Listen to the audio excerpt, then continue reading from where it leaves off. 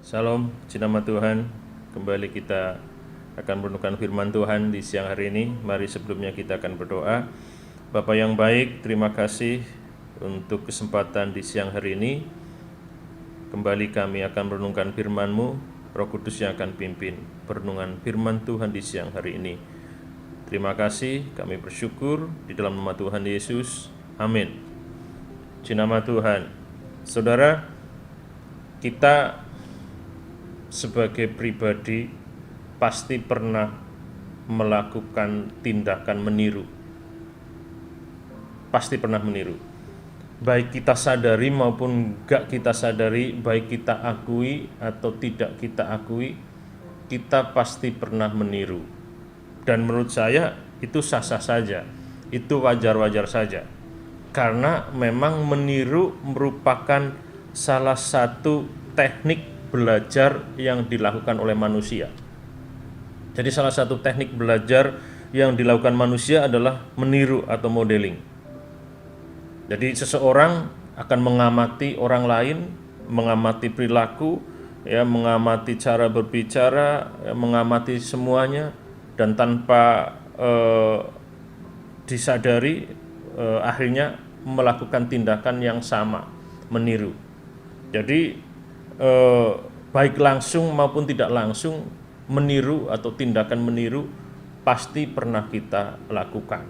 Contohnya seorang anak ketika melihat, memperhatikan cara berbicara orang tuanya berbicaranya misalkan sangat lembut, sangat sopan, sangat baik,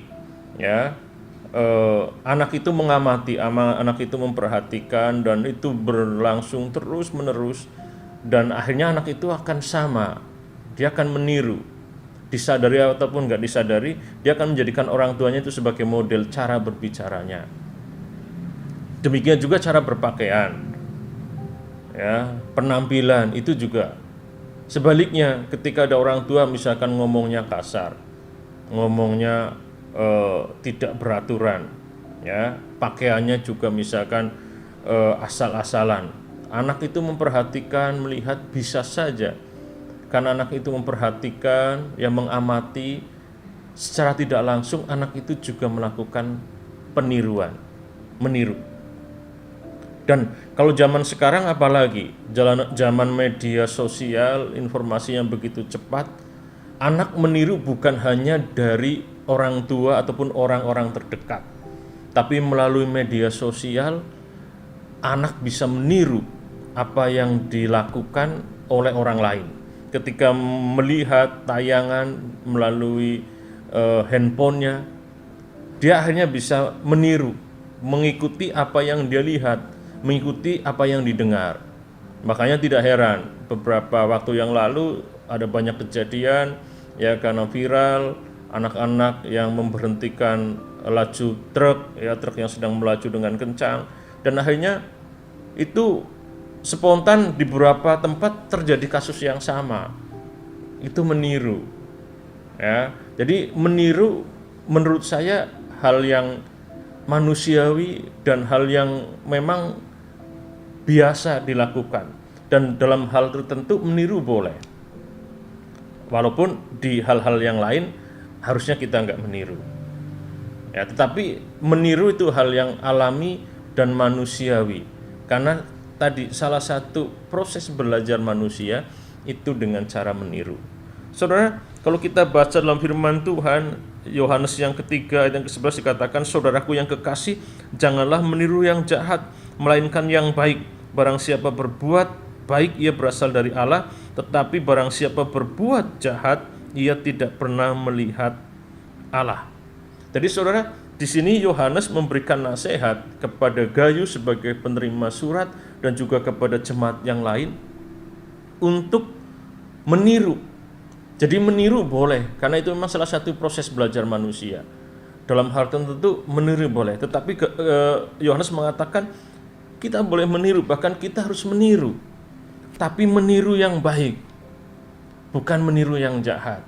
Jadi persoalannya bukan soal menirunya, meniru boleh, meniru sah-sah saja. Tapi apa yang kita tiru, apakah yang baik, apa yang jahat, Itu yang menjadi persoalan. Dan firman Tuhan mengingatkan kepada kita, kalau kita mau meniru, tirulah yang baik, bukan meniru yang jahat.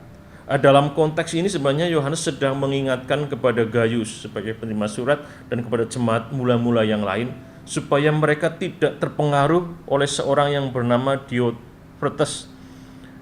Dalam ayat yang ke-9 dikatakan, karena ada seorang yang ingin terkemuka dan akhirnya dia tidak mau menerima pelayanan Yohanes, juga tidak mau menerima pelayanan hamba-hamba Tuhan yang lain yang datang ke kota itu. Bahkan bukan hanya menolak Yohanes dan hamba-hamba Tuhan yang lain, tapi juga mengancam orang-orang yang mau menerima Yohanes dan juga hamba-hamba Tuhan yang lain. Hanya karena dia ingin menjadi orang terkemuka. Sementara ada Gaius, ada Demetrius, orang-orang yang baik, orang-orang yang begitu mendukung pelayanan Yohanes, orang-orang yang mendukung pelayanan para penginjil yang datang ke kota tersebut untuk menyampaikan firman Tuhan, memberitakan Injil. Ada Gaius, ada Demetrius yang begitu baik. Jadi saudara, kita diberikan dua contoh oleh firman Tuhan oleh Yohanes. Di dalam ayat ke-9 ada Diotrephes, dan ayat yang ke-12 ada Demetrius. Dan itu merupakan contoh. Ada contoh yang jahat, ada juga contoh yang baik. Dan firman Tuhan mengingatkan kepada kita, jangan meniru yang jahat, tapi tirulah yang baik. Jadi kita boleh meniru, tapi tiru yang baik. Di sekitar kita ada banyak yang bisa kita tiru. Mungkin dari hamba Tuhan yang melayani kita, dari pimpinan kita, dari orang-orang di sekitar kita. Ada yang baik yang harus kita tiru. Tapi juga kita melihat orang-orang di sekitar kita melakukan tindakan-tindakan yang jahat, tindakan-tindakan yang tidak benar, itu yang harusnya kita nggak boleh meniru. Kadang-kadang kalau kita mau jujur, kita lebih mudah meniru yang jahat. Kita lebih mudah mengikuti yang tidak baik. Anak-anak pun seperti itu. Kita mengajarkan yang baik, kadang-kadang kita terlalu sulit. Butuh waktu untuk mengajarkan anak-anak kita melakukan hal yang baik, untuk kita memberikan contoh yang baik. Tetapi untuk yang jahat, melihat sekali, mendengar sekali, anak-anak kadang-kadang sudah bisa melakukan. Karena memang kita manusia sudah tercemar oleh dosa. Itu kenapa kita harus berusaha meniru yang baik.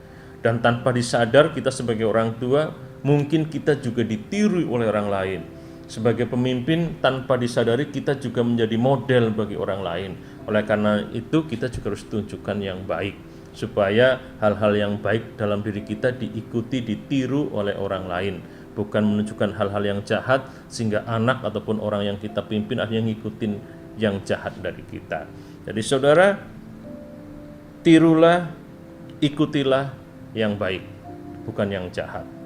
Kita bisa menjadikan siapapun menjadi model kita, menjadi contoh kita, tapi contohlah yang baik. Tuhan memberkati kita semuanya.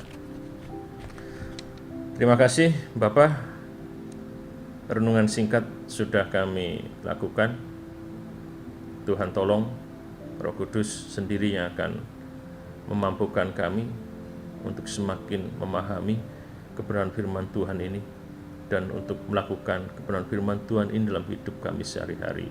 Terima kasih Tuhan, sungguh kami bersyukur di dalam nama Tuhan Yesus. Amin.